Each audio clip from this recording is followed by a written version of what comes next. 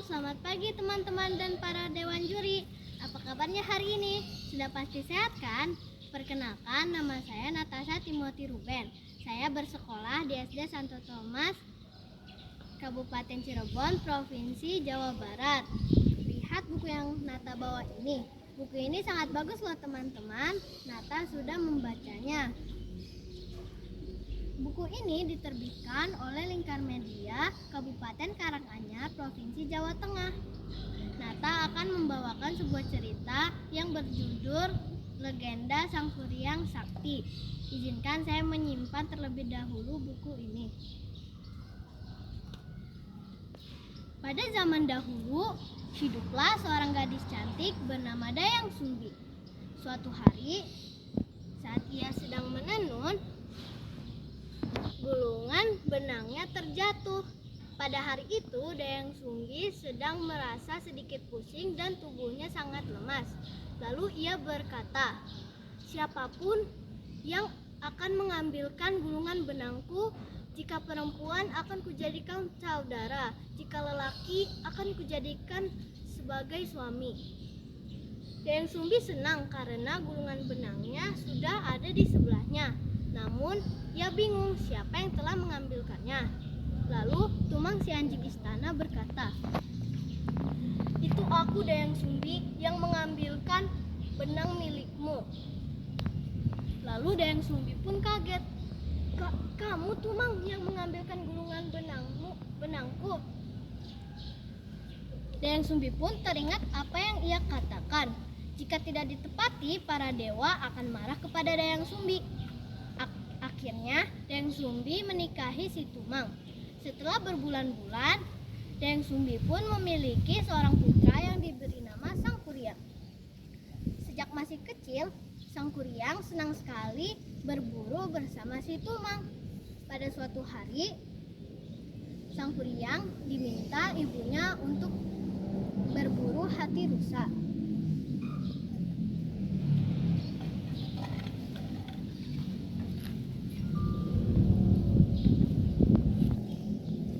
"Wahai Sang Kuryang anakku, ibumu ini ingin sekali memakan hati rusa. Bisakah kau membawakannya untuk ibumu?" "Baik ibu, Sang Kuryang akan berusaha mendapatkan hati rusa untukmu." Hampir seharian Sang Kuryang berburu, Sang Kuryang tidak mendapatkan apa yang diinginkan oleh Dayang Sumbi. Karena kesal, Sang Kuryang pun membunuh Tumang dan membawa hati si Tumang pulang ke rumah.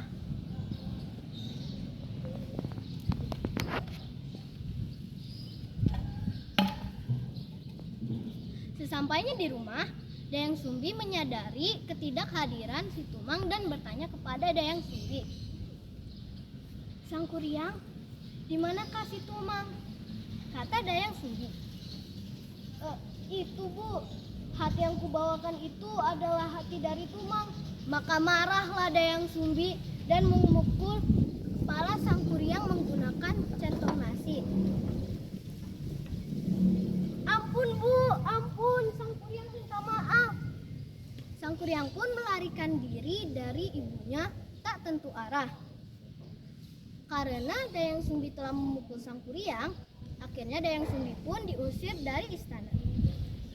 Setelah diusir, Dayang Sumbi bertapa kepada dewa dan memiliki kesaktian yang awet muda. Sementara itu, Sang Kuryang berguru kepada beberapa orang sakti dan memiliki kesaktian yang tak tertandingi. Bahkan jin dan para makhluk halus pun di bawah kendali Sang Kuryang. Saat Sang Kuryang dewasa, pada suatu hari Sang Kuryang bertemu gadis yang sangat cantik. Keduanya pun saling jatuh cinta. Ketika ingin menikah, perempuan itu adalah Dayang Sumbi, ibunya sendiri. Ia melihat ada bekas luka di kepala Sang Kuryang. "Ya Tuhan, apakah benar pemuda ini adalah anakku?" Dan Dayang Sumbi pun menanyakan asal-usul bekas luka tersebut. Setelah mendengarkan jawaban dari Sang Kuryang, Dayang Sumbi pun kaget dan Ya Tuhan, ternyata benar pemuda ini adalah anakku Sangkuriang. Lalu Dayang Sumbi pun meminta syarat. Lalu Dayang Sumbi pun memberikan syarat kepada Sangkuriang. Jika ingin menikahiku, maka tepatilah satu syarat ini. Baiklah, apakah itu syaratnya, gadis cantik?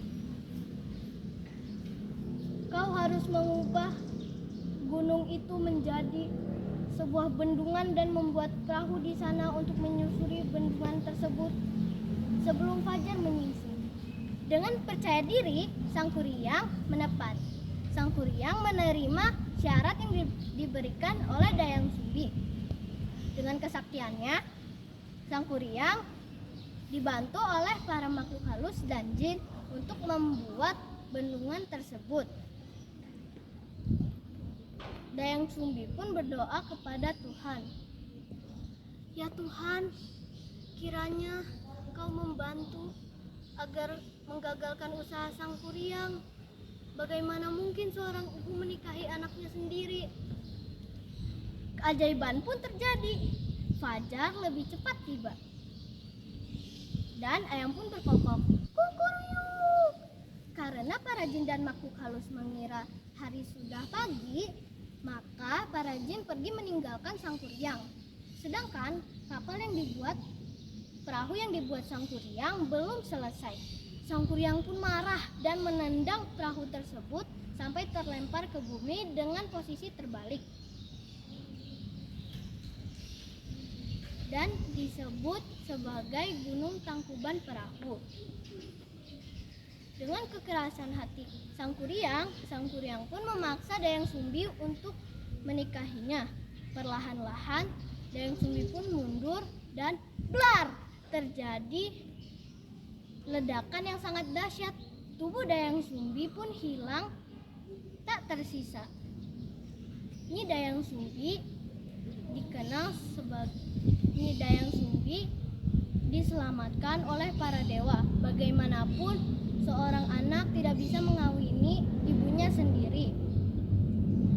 Ini Dayang Sumbi disebut sebagai Nyi Roro Kidul. Nah, itu dia ceritanya teman-teman. Terima kasih untuk teman-teman dan para dewan juri yang sudah mendengarkan cerita yang Nata bawakan. Shalom, salam sehat dan salam literasi.